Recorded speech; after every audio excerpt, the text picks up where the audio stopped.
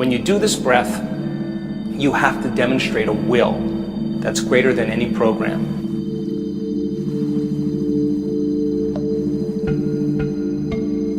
You have to find a level of intensity or a level of passion that's greater than the body as the mind or any addiction to any emotion.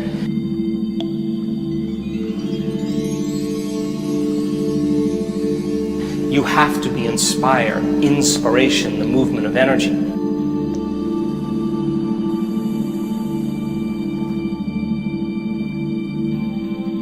It's important for you to keep practicing. Many people, they do it once or twice and they say, nothing happened, I'm going to give up. But my question is, how long have you been thinking and feeling in these loops, and what is it going to take to begin to disturb that energy so you begin to shake it loose?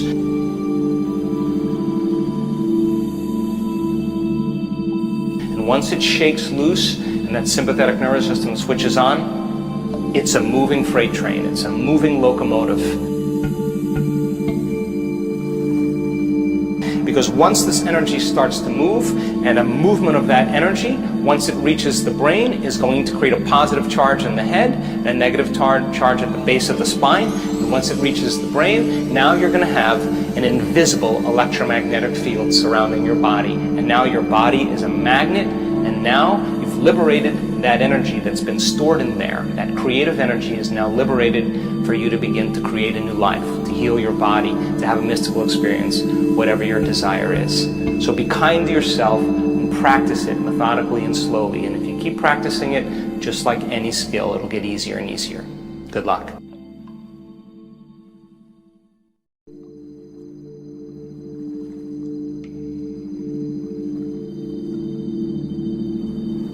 So as you sit up straight and open up this channel to the brain,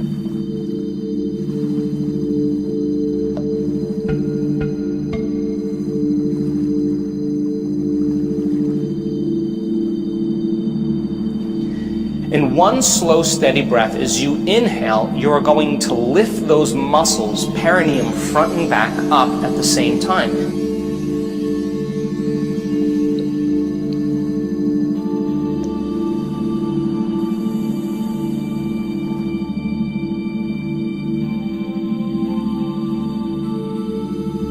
So as you inhale now, you're pulling that energy and contracting these muscles, and you're locking that first center down, and you're squeezing, and you're milking this energy out of there.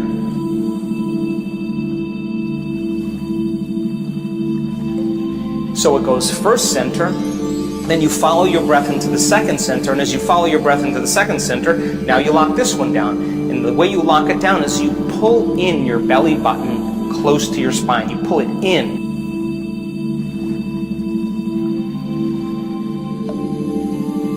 So then inhale, first center, then you pull in the second center. You're still following your breath slowly and steadily. And then you pull it up into your upper abdomen, and you're locking down the center here. Now you're squeezing all three of these lower centers. And when you squeeze these muscles, you begin to push that cerebral spinal fluid up. You follow your breath up into your chest, shoulders down. You follow it through your throat, straighten your spine. You follow it all the way up to the top of your head.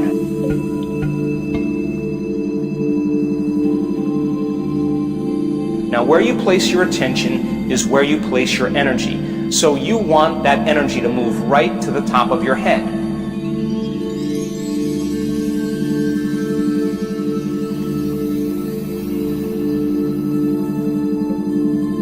So then as you inhale, you bring that energy all the way up to the top. You keep following your breath. You lock all the way to the top. When you get to the top, now you hold your breath.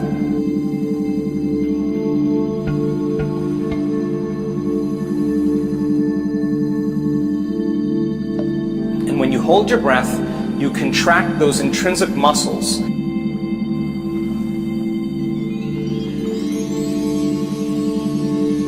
And you begin to lift those muscles up, and you begin to compress those muscles, and you begin to push that cerebral spinal fluid up into your brain.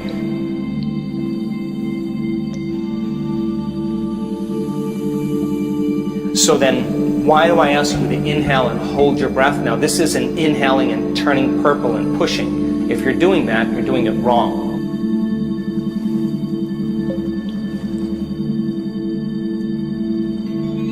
It's a slow, steady breath, and you follow that breath all the way to the top, either to the top of your head, or you put your awareness on where that pineal gland is between the back of your throat and the back of your head.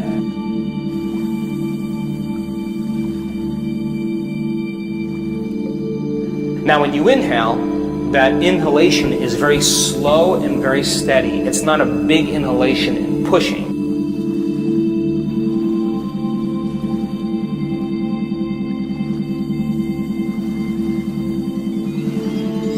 It's a slow, steady breath, and you're contracting these muscles and coordinating it. You're following your breath all the way to the top of your head, and when you get to the top of your head, I'm going to ask you to inhale a little bit more, and as you pull up, you're going to lock these muscles down even further, and you're lifting them up.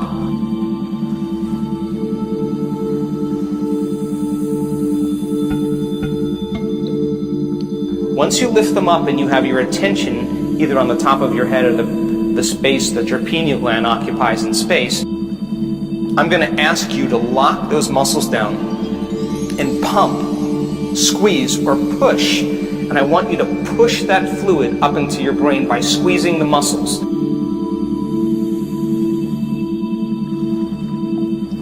Not by holding your breath harder, but by squeezing those muscles.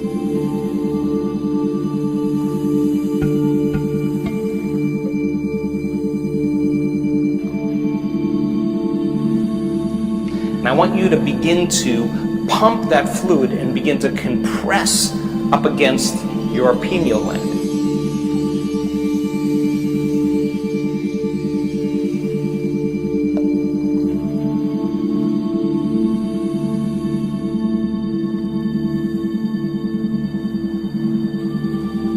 When you do this breath, you have to demonstrate a will that's greater than any program.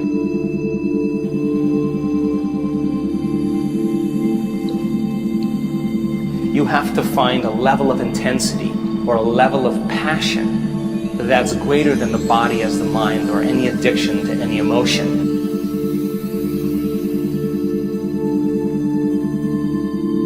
You have to be inspired, inspiration, the movement of energy.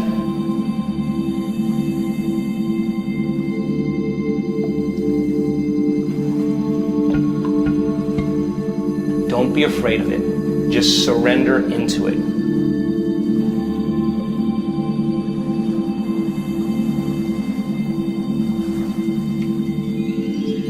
For some people, their body will do unusual things. That's information trying to be integrated into it.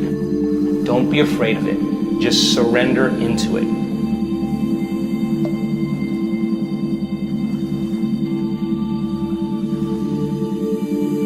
If your body does weird things, more than likely that's energy moving to your brain. If you have a lapse of consciousness or you all of a sudden find yourself on the ground, that's energy moving into your brain. It's happened to me numerous times. It's a sign that you're getting close, or at least doing it correctly. Now, where you place your attention is where you place your energy. So you want that energy to move right to the top of your head.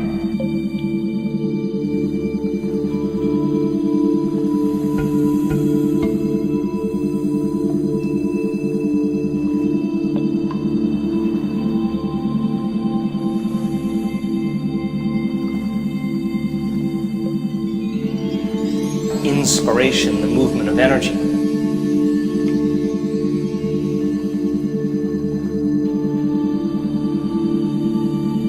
You have to find a level of intensity or a level of passion that's greater than the body as the mind or any addiction to any emotion.